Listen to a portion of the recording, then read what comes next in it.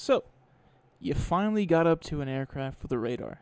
Well, an actual usable radar, not some lead indicator that you can see on early Cold War era jets. No, I'm talking about an actual usable radar that you can lock onto targets. In this video, we're going to be going over how to use radar in War Thunder, as it is a key component to every air battle past 10.0. We're going to be going over the different modes and minor differences between each radar and each nation's aircrafts, as some nations have different radar modes and use their radar a little bit differently.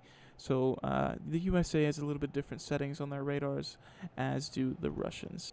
And to show off what radar does, we're going to go with the F-20. There's only one mode in this, I cannot show you it, and we're going to swing on over to a different nation later on in the video to explain how that works.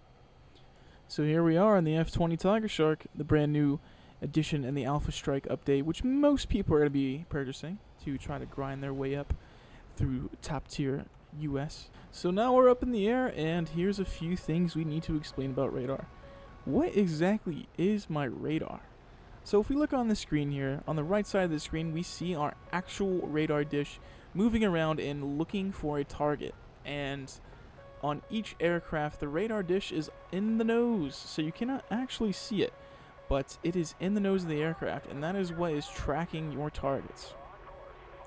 On the left side of our screen is the RWR, which is Radar Warning Receiver. This basically picks up radar pings from enemy aircraft or friendly aircraft and ground targets.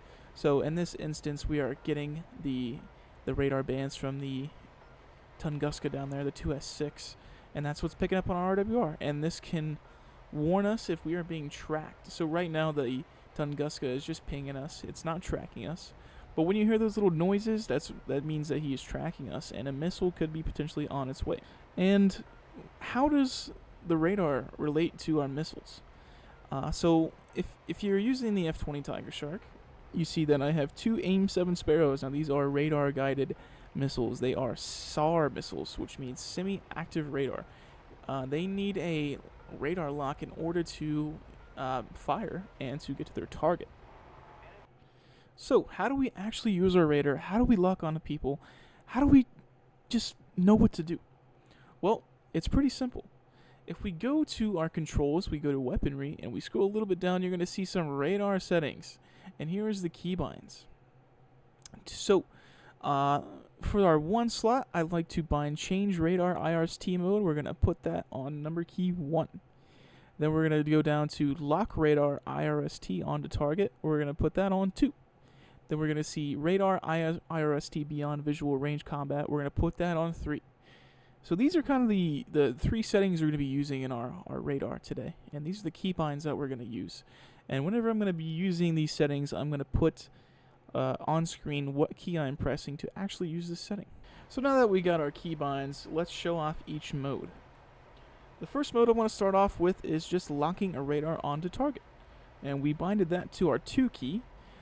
So if we look on the right side of our screen, we see our radar pinging. It's looking back and forth, looking for a target. As I come into view with this MiG-15, he's showing up on my radar. So he's on the bottom of the radar box, which means he's very close to us. If he was farther away, he would be farther up top in the box. So now if we just press our 2 key, our radar will lock onto the target. And that is just the lock mode. Once you see a target in your radar box, you press the 2 key, it will lock a target. Next up, we're going to take a look at the dogfight mode. This is I call it dogfight mode, but it's within visual range mode. So we press the 3 key, we're going to see a little box on our screen. We take this little box and we put a target into the box. The radar dish will automatically lock onto this target, which is super, super useful. And the reason I call this dogfight mode is you're going to be using this as soon as you see your targets. Next mode is we're going to be using the 1 key, and it's just going to swap modes. If you look on the right side of the screen at the radar, you see that the setting is in SRC PD, which means Search Pulse Doppler. We don't really need to be changing this. You really just want to stay on SRC Pulse Doppler unless you are using something like the F-14 or maybe even the Su-27, which I will go over in a different video. But right now, The main keys you're going to want to stay with is the 2 and 3 keys, which we had binded, which is just for locking a target and our dogfight mode.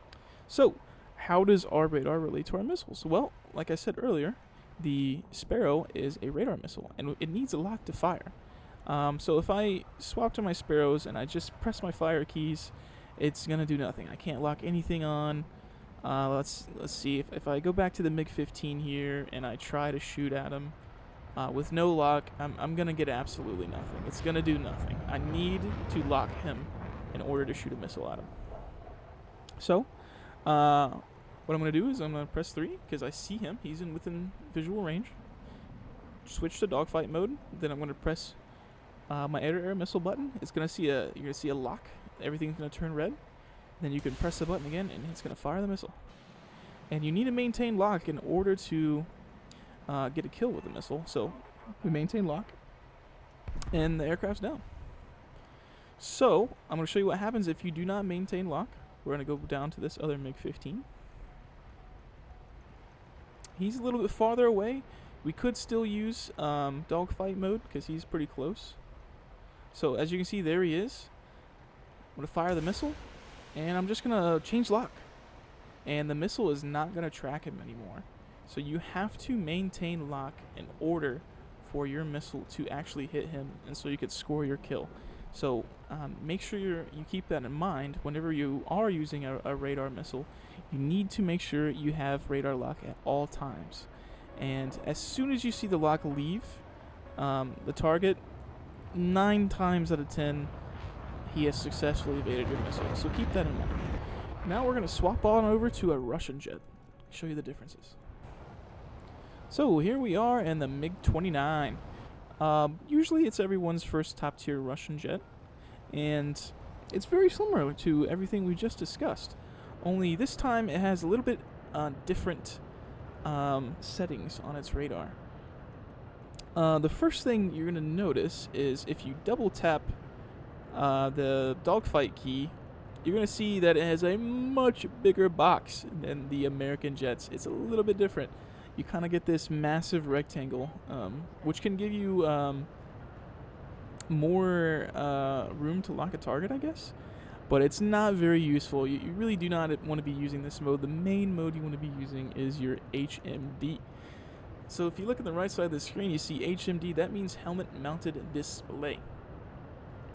What this does is it allows me to fully control my radar dish and the nose of my aircraft with my helmet wherever I'm looking. So if I'm holding the C key and just free looking, I am able to look everywhere with my radar dish. And this is super useful, especially in the top tier. Once you start using this, you're never ever going to want to use a jet that doesn't have this. As the United States only has 1 aircraft currently. Well, actually, that's a lie. 3 aircraft currently that can use that. So in this instance, you only have 10 kilometers of lock range. So our F-86 Sabre is in lock range.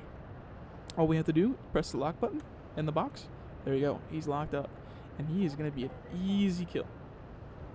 So that's really the only main difference you're going to be finding with some top tier jets. And with Russian jets, you can change the IRST. But we are going to save that for another video. We're not going to worry about that. So we learned everything we need to know about the radar. Let's talk about the missiles for just a little bit. So we look on the F-16C here, we see the AIM-7M.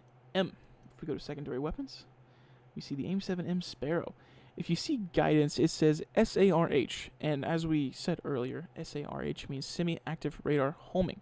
So that's how the missile is going to be tracking its target. This is the only guidance on this missile, so it's very, very easily avoidable if you know how to avoid a radar missile, which we will discuss in a later video. So that's how you can tell if a missile is a radar missile or not. You look at guidance, it says SAR. If we go over to the 9M, we go to guidance, it says IR, which means infrared. If we head on over to a Russian jet, let's go to the MiG-29 here, modifications. Let's look at the R-27ER. A little bit different. It has semi-active radar, and it has IOG and DL.